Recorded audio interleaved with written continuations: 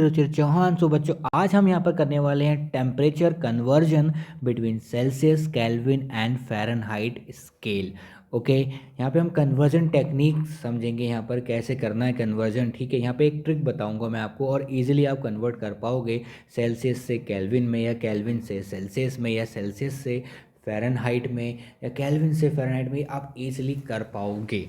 Okay, कई बार बच्चों को डाउट बना रहता है कि सर किस तरीके से हम यहाँ पर कन्वर्ट करें, ये चीज़ें हमें याद नहीं रहती, तो यहाँ पर ट्रिक भी हम बताएंगे। ओके, सबसे पहले समझते हैं यहाँ पे कि आइस पॉइंट और बॉइलिंग पॉइंट। ठीक है, आइस पॉइंट आप सभी जानते हैं जहाँ पर चीज़ें जम जाए, और boiling point, okay, boiling point आपको बताइए जब वाटर बॉयल हो जाए, BOILING। यहाँ पे थोड़ी स्पेलिंग मिस्टेक थी।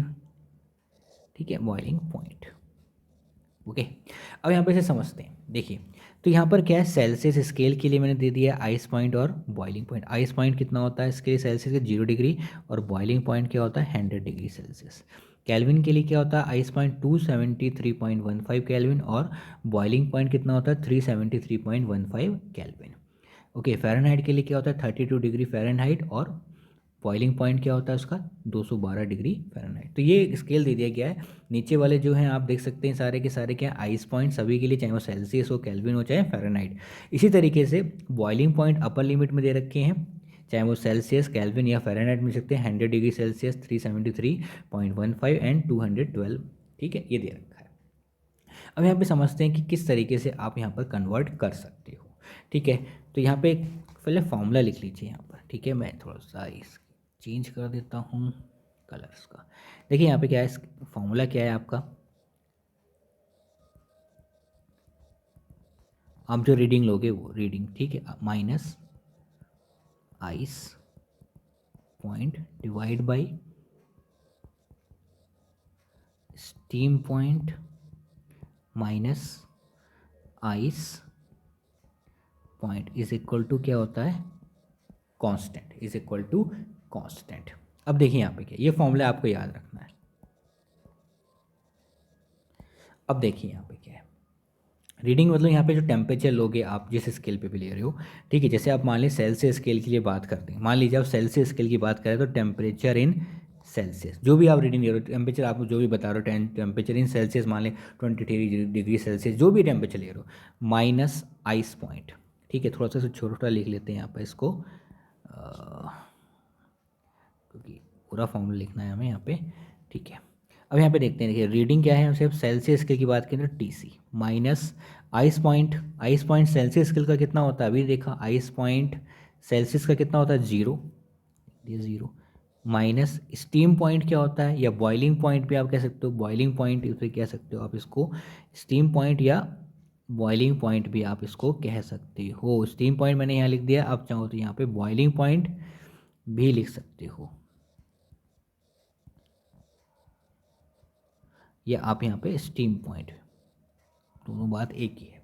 ठीक है, तो यहाँ पे बॉइलिंग पॉइंट यहाँ पर क्या है इसका 100 degree Celsius.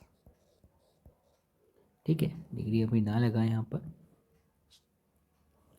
Okay, minus ice point कितना होता है 0 डिग्री, इज इक्वल टू, अब अगर हम बात करें कैल्विन स्केल की, कैल्विन स्केल की, तो कैल्विन के लिए यहाँ पे रीडिंग मान लिया temperature in kelvin, minus ice point कितना है कैल्विन का 273.15, 273.15 डिवाइड बाई बॉइलिंग पॉइंट कितना है 373.15, देख सकते हैं आप यहाँ पे बॉइलिंग पॉइंट ये रहा।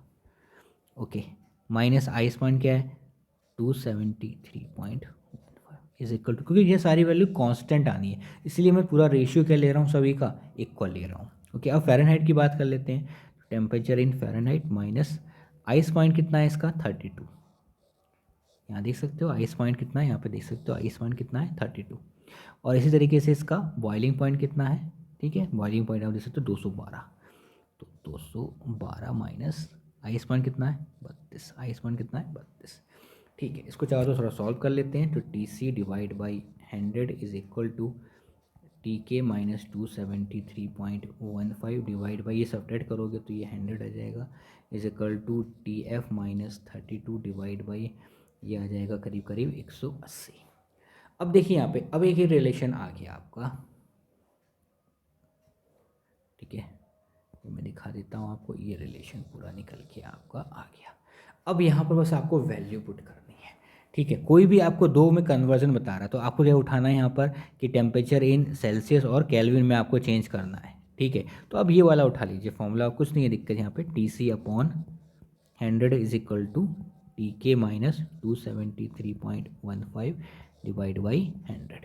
अब मतलब जैसे क्या है, इसको आप चाहो तो और थोड़ा सॉल्व कर सकते, 100 से 100 चला गया तो T C is equal to T K minus 273.15, या अब यहाँ से टी के निकाल लीजिए, टी के बराबर टी सी माइनस 273.15। अब आप देख सकते हैं, मान लीजिए आपको टेम्परेचर इन सेल्सियस में दे रखा है कि मान लीजिए कितना दे रखा है, जो भी दे रखा है, मान लीजिए 100 डिग्री सेल्सियस दे रखा है आपको, टेम्परेचर इन केल्विन, तो टी सी दे रखा है। कह रहा है कि आप इसको टी सी को किस में करना है, सेल्सियस को किस में कन्वर्ट करना है, केल्विन स्केल में। तो केल्विन में चेंज करना है तो यहाँ पे टी सी की जगह क्या रखोगे आप, 100 माइनस 273.15, तो ये क्या हो जाएगा, माइनस का 173.15 इन केल्विन। तो इस तरीके से टेम्परेचर इन केल्विन आप निकाल सकते हो। आपको कुछ भी दिया जाए, अगर आपको यहाँ पे सेल्सियस में दे रखा है तो आप केल्विन में, ठीक है, मतलब आपको अगर केल्विन में दे रखा है तो सेल्सियस में निकाल सकते हो, सेल्सियस में दे रखा है तो केल्विन में निकाल सकते हो, कोई प्रॉब्लम नहीं है यहाँ पर। इसी तरीके से आप इसमें भी ले सकते हो कि अगर सेल्सियस स्केल को आपको फ़ारेनहाइट में चेंज करना है तो आपको ये दोनों वैल्यू उठा लेनी है, या केल्विन वाले को फ़ारेनहाइट में करना है तो आपको ये दोनों वैल्यू ले लेनी है। तो इस तरीके से आप यहाँ पर ईजिली सॉल्व कर सकते हो। तो फॉर्मूला कौन सा आपको याद रखना है, ये वाला।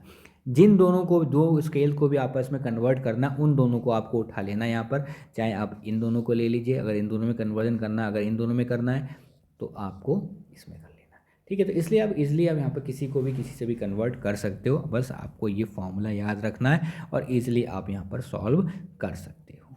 ओके, समझ में आ गया? तो मुझे लगता है आपको यहाँ पर कन्वर्ट करना आ गया होगा। कोई अगर डाउट है तो आप कमेंट बॉक्स में कमेंट करके देख सकते हैं, ठीक है। Thank you very much.